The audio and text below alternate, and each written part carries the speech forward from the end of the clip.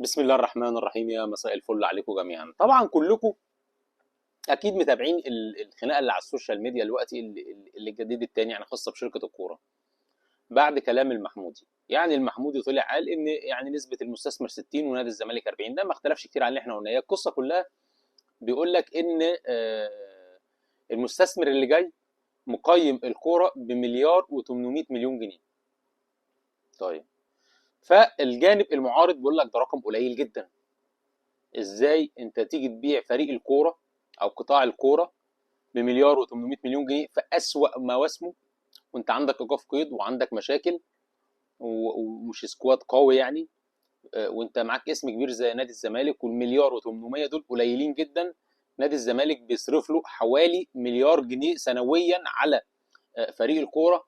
فانت لما تيجي تقيم ده، لا هو قليل. ده الجانب المعارض. وكمان لان المحمودي قال ان اعضاء مجلس اداره نادي الزمالك والناس اللي دافعين فلوس هيستثمروا بفلوسهم دي في الشركه.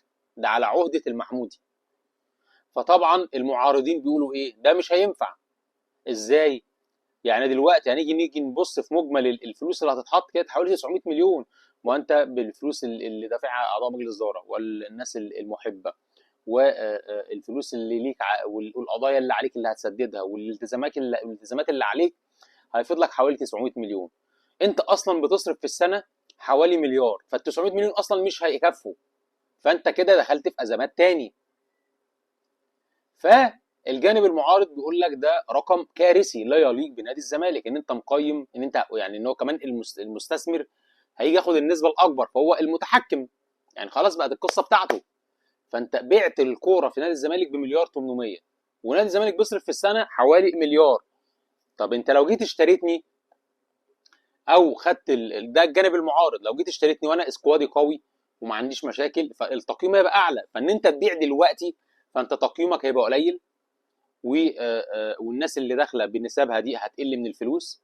فده الجانب المعارض بيقول لك لا ده حاجه كويسه، حاجه وحشه جدا يا جماعه. اهدوا شويه واستنوا لما الفريق يقف على رجله واعملوا النسبه الكبيره للمستثمر. ده الجانب المعارض. الجانب المؤيد بيقول لك ايه؟ ما هو ده عد غنمك يا جحا. هو ده الفريق، هو دي الازمات، ونادي الزمالك هيفضل في ازمات وهيفضل في مشاكل. فما فيش حل قدام نادي الزمالك الا انه ايه؟ يعمل شركه كوره. ومفيش مستثمر هيجي يدفع فلوس الا وهو النسبه الاكبر عشان يضمن ان هو اللي بيدير. وما يجي يدفع فلوس وملايين يعرف يكسب. فمليار و800 الجانب المؤيد شايف ان ده عادي وده طبيعي، وده ده قماشتك دلوقتي، وده القيمه بتاعتك في عز في ظل الازمات اللي انت فيها. لا يا جماعه ما تبوظوش الدنيا، مش عارف ايه. ده الجانب المؤيد. انا رايي ايه في القصه؟ انا رايي معروف في القصه وقلتها لكم كتير. انا ضد ان النسبه الاكبر تكون للمستثمر. لازم نادي الزمالك هو اللي متحكم. دي وجهه نظري. احنا عارفين ان في جمعيه عموميه هتبقى في شهر اغسطس. عموما الجمعيه العموميه برضو عشان ممكن تبقى قبل اغسطس، نادي الزمالك بعت لوزاره الشباب والرياضه عشان يفهم من وزاره الشباب والرياضه الجمعيه العموميه اللي احنا هنعملها تبقى جمعيه عموميه عاديه ولا جمعيه عموميه غير عاديه ولا عاديه وغير عاديه مع بعض. طيب، وبيسالهم على الميعاد عشان يبدا يبلغ بيه. فمجرد ما وزاره الشباب والرياضه والجهه الاداريه ترد على نادي الزمالك، نادي الزمالك هيعلن ميعاد الجمعيه العموميه. ده فيما يخص ميعاد الجمعيه العموميه. طيب، نادي الزمالك جمعيته العموميه هي اللي هتحدد اذا كان او لا. وفي الجمعيه العموميه يقول لك ايه؟ طب ما انا ده كده اعضاء جمعيه العموميه، ده كده مصلحتي. ما كده ميزانيه الكوره هتنفصل عن النشاط الاجتماعي.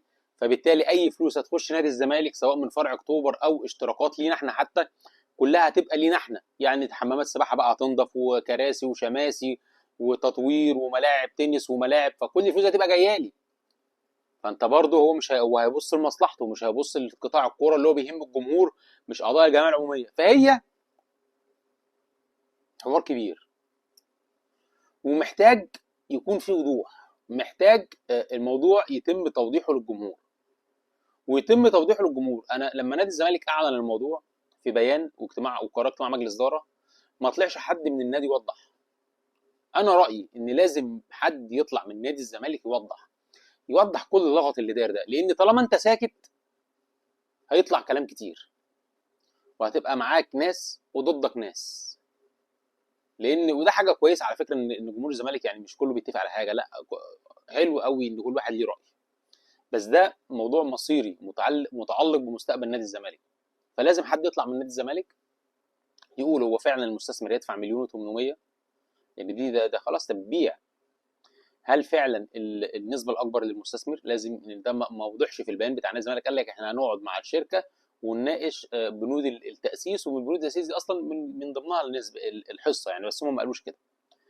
ولازم توضح هل المستثمرين اللي جايين دول فيهم ناس اهلاويه، لان برضو مهمه للجمهور، مفيش حد يبقى متحكم في قطاع الكوره اهلاوي.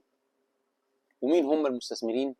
كل دي اسئله لازم يتم الرد عليها، لازم توضح، لان الموضوع مش متعلق بس باعضاء جمعيه عموميه، متعلق بجمهور بيشجع نادي الزمالك، والجمهور ده جانب كبير جدا شايف ان شركه الكوره بالوضع الحالي بالحل ده طوق نجاه، وفينا جانب معارض، وده ليه الحق انه يعرف وده ليه الحق انه يعرف. فده القصه باختصار عشان المشكله اللي موجوده دلوقتي الخاصه بشركه الكوره. وانا بقول لكم ان بمجرد ما الجمعيه العموميه تتعمل والموضوع يخلص، الموضوع يعني يبقى خلصان يعني. دي جزئيه. الجزئيه الثانيه معسكر اعداد نادي الزمالك والمدير الفني لنادي الزمالك. لحد دلوقتي في حيره شويه في قصه المدير الفني، وفي بعض الكلام والاقاويل وفي بعض الانقسامات شويه في قصه المدير الفني، جنب اكتر من اسم عليه بعض الانقسامات. فيما يخص المعسكر، معسكر نادي الزمالك متعلق بالمدير الفني. معسكر نادي الزمالك ممكن يبقى نهايه الاسبوع اللي احنا فيه ده. المدير الفني وفقا للمصادر في نادي الزمالك ان هو المفروض يعلن حد اقصى بكره، المفروض وفقا لكلامهم، بس من الرؤيه اللي انا شايفها دي لا، ما فيهاش بكره، لان لحد دلوقتي انت لسه ما خلصتش. فالمعسكر متوقف على المدير الفني، وهم هيبداوا في العاصمه الاداريه، وبعد كده عندهم 3 عروض من تركيا ومن اسبانيا ومن السعوديه، وبنسبه كبيره ممكن تبقى السعوديه. وبعد ما العاصمه الاداريه يطلعوا معسكر خارجي هيقعدوا فيه فتره، هيبقى فيه ماتشات وديه محترمه، يبقى معسكر بالمقابل نادي الزمالك هيستفاد منه بشكل مادي، مش هيتغرم فيه حاجه.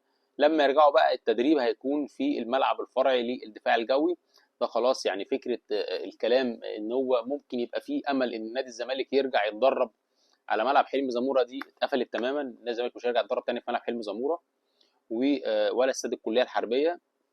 التدريب هيكون في الملعب الفرعي للدفاع الجوي، لان اللي هناك التجهيزات احسن واقوى، والنجيله وكواليتي الملعب احسن يعني بكتير يعني.